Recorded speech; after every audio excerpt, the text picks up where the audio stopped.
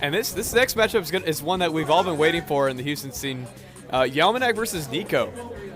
Oh, yeah, they haven't been able to play yet. Yeah, Yalmanac starting to get into respawn. Sorry if I'm cutting you off. I can't hear you through the headphones. Oh no, it's fine. It's fine. Yeah, I don't think Niko and Yalmanac have they played at all. No, because Yalmanac kind of got into going to respawn as soon as Niko was taking his break. Oh, okay, I see. So this is the first time they played in bracket. Yeah. So although Yalmanac's gotten those upsets on, well, if you can even call them upsets now, over Blandon, Dark Angel, and Velta pretty consistently over at respawn, he actually hasn't gotten a chance to go up against Niko, the undisputed #1 of Houston. Right. Yeah. Yalmanac, however, looking to make an argument to dispute that with this set, hopefully. Yeah, Yalmanac having a pretty good argument for #2 in Houston, especially depending on how well he does against Niko right now. I'm really excited to see this. We also know that Mudace is a bit of a bracket demon for Niko as well. Well, if you could even call it that. But Niko only having a couple sets in his name over Mudace. Right, for sure. But on the other hand, you can see that as a lot of matchup experience. Exactly. So this could really go either way. That's honestly what I think, because Yalmanac isn't just some run-of-the-mill Peach. We know he has those 0 to deaths on lock. We know he has those Peach combos just absolutely insane. He plays Peach kind of like Diddy with Banana at kill percent, but at every percent. It's so terrifying to be up against. Look, immediately getting that turn up. And what is he doing? Running up and shielding. It's got to be terrifying to run up against. Trying to get the combo off right there, but Niko going to get a little bit of chip damage on right now. But like we said before, the little bit of damage chipping away doesn't really matter if you just get one neutral opening with Peach and she's able to get that really big high damage combo off on you. What a conversion! Showing why he's the top player here in Houston. The beer reverse blade. Yeah, absolutely insane way to show that first stock, telling everyone this is not the new #1 at Houston. I'm taking my throne and I'm going to keep it that way. But Yalmanac still putting up a fight. Limit about to come online once again. He's going to need a burner for recovery. No, he's not. Yalmanac doing a great job of catching the air dodge, however. Definitely playing this matchup very well, though. Oh, Stitch Face online as well. We know Yalmanac has the luck on his side. Can he use it up against Niko to take a set win as well? You can see Niko playing around these tournaments very well. Definitely a sign that he's very well versed in this matchup. What a recovery from Niko as well. Using the wall jump on PS2 to make it back up at 159%. One thing about Yalmanac as well, he can get a little antsy in those last stock situations. Usually playing very defensively, utilizing that shield a lot, but when it comes to trying to get the KO, you'll see he will be using that shield a lot less, just trying to get that float damage up with the back air and forward air. Right now we're seeing Niko's matchup experience coming into play quite a bit here. Yeah, definitely had his try against Mudace more than a few times. I think it's double digits now with their last matchup being at Shatterpoint. The last 3, because that was 3 sets that day that they played alone. Right, for sure. Mudace and Yalmanac, very different players, but either way, Peach is Peach. Yeah, when you're in those situations where it's just kind of like a flowchart, where you can do the same thing, if there's a solved answer, Niko knows it. It always does feel kind of weird when you're Peach, like looking at Peach versus any sortie on paper. It can kind of feel impossible, but obviously we've seen Peaches prove otherwise. Look at this, just able to play so defensively, but Niko kind of mounting this lead just from that first stock that Yalmanac isn't able to overcome. If Yalmanac can take the stock right now, he has a really good chance. There it is, the forward air going to catch the up B that Niko was trying to recover high with. Yalmanac keeping his game 1 chances alive here, holding on to the turnip.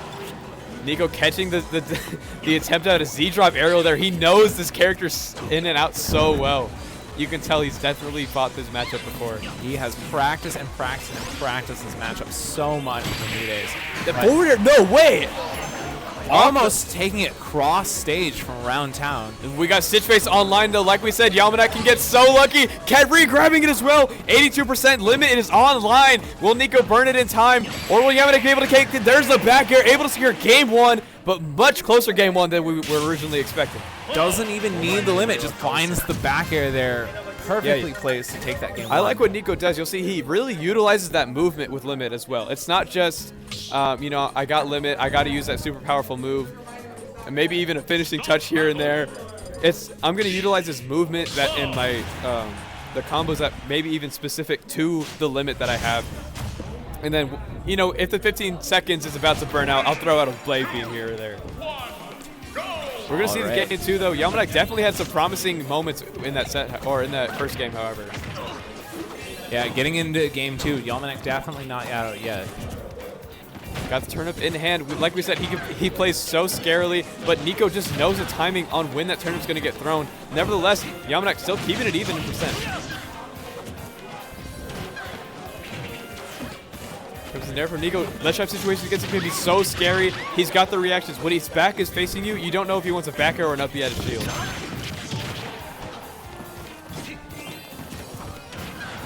Right now, Niko just not letting Yalmanac find these hits that he's looking for. Oh, and Niko noticing that Yalmanac needed to get off ledge there because it would have been a regrab. And there's the up B with the limit. Going to be able to take that first stock. Kind of in this similar fashion in the way he was able to take that first stock in the beginning of that first game as well. Only 30% on the board, just throwing that turnip away. Could have been something catching Niko up on the platform, but gonna be a misinput from Yalmanac there. His up B's out of shield, getting Niko a lot of mileage here. We were saying before that this might be the best time to beat Niko, but I think we're seeing the birth of a different one completely. He is just absolutely steamrolling through all of our hardest opponents. Right, Niko looking so dominant right now. Yalmanac, however, has this ledge situation. Could even it up pretty soon. Yeah, he's been playing this last stock pretty well. There's a forwarder to take the stock. Only 40% on Niko, or on Yalmanac rather. He's completely evening it up. I mean, Niko had such a huge lead going into the beginning of both games, and Yalmanac immediately just doesn't care.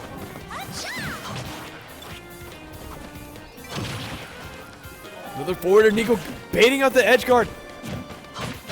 Yalmanac not going to bite, though, just calmly making his way back on the stage. Notice how Yalmanac is also one of the few players that we see in Houston that actually angles their shield. Yeah, very important. You never see that anymore. Very smart play from Yalmanac, but Niko's play is just so well versed. He's not just going for the basic cloud shield pressure, which Yalmanac was trying to get a read on the second back air there from Niko, but Niko is so smart at ledge trapping, he was able to shield it. Catching the turnip as well. Niko getting the dash attack out of it. Turnip into dash attack. So good for Niko. You cannot give Niko an item. He is so good with them. Whether it's gyro, link bomb, or turnip like we've seen right there, he can get any conversion out of it. Like we said, Niko definitely very well versed in this matchup. Yeah, Yalmanac trying to get a ledge drop out. This is probably the best part about Peach, just how many options she has at ledge to capture you. But Niko's just going to effortlessly blow through it. Limit going to be back online after one more hit. Here it comes. Can he secure the last kill he needs to take it to a game 3 up against Yalmanac? So right now just holding on to this limit. Oh, missing the backer. Niko does the air drops there. Put an up smash at 90 is going to kill? That was insane. Now Yalmanac getting the birth of a 0 to death, but not going to be able to secure it. 50% on Niko's stock right now. Can he secure this win, or will Yalmanac have the comeback of the century? There's a back air, though, going to say otherwise. Niko takes it 2-0 over Yalmanac, bringing it to game 3. Niko hoping to close us out in this next game with a swift 3-0. Let's see if Yalmanac has anything to say about that. This has been an insane set so far already. I really hope we see some adaptation on Yalmanac's part, but like we said before, this is undisputed #1 in Houston. Even if he is coming out of a break, he's not showing any rust whatsoever.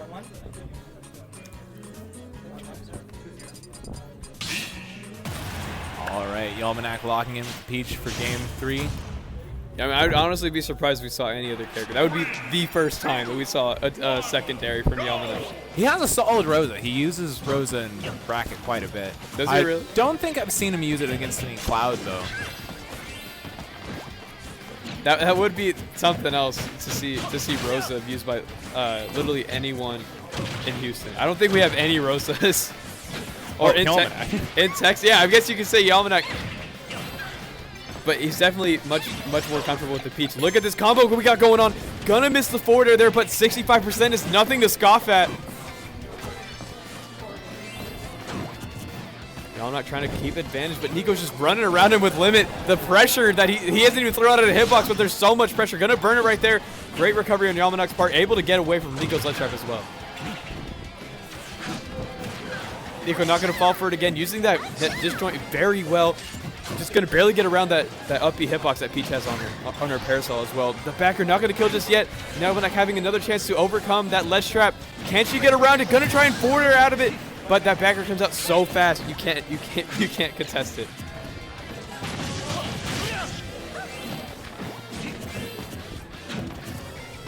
He was trying to exert that shield pressure once more. Great turn-up combo from that Yalmanac here. Now getting a ledge trap situation. If Yalmanac can rack up a bunch of damage here, this would be good, or at least try not to take any more percent.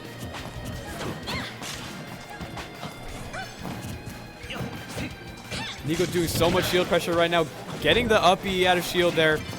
Yalmanac's kind of looking like he can't do anything, which is weird playing against Peach, feeling like you have no options. But Niko just plays the matchup so well. Right, Niko's doing everything he can to shut down any chance of counterplay from Yalmanac here. He is on fire right now. Look at this damage rack up. 3 stocks to 1. It would take an absolutely absurd comeback for Yalmanac to be able to take this win. Oh, I was going to say it could start with that kill right there. He can't take any more percent if he wants a solid chance at making this comeback here. Not even going to secure the counter. Niko trying to get the start of a combo right there. Just going to barely sour spot that forward air. Yalmanac finally taking that first stock. Getting a dot eyes as well. Like we said, when he needs it most, the luck is on his side. Right, fortune may favor the bold, but that might not even be enough here. This offstage situation looking very bad for Yalmanac. Able to make it back with excellent drift on the float. Niko, however, still able to keep him pressured at this ledge.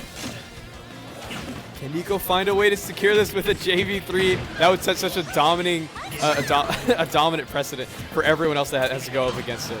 Like, damn, if Yalmanac can't do it, who can do it, right? If Yalmanac can't do it, who can? He was the chosen one, and he goes down to a JV3 against Niko. 3-0. Niko finds his way into winners finals, where he'll be competing for that spot in Grands. Right, yes, competing against C3, who also 3-0'd her opponent winners semis. Yeah, so we got the two 3-0ers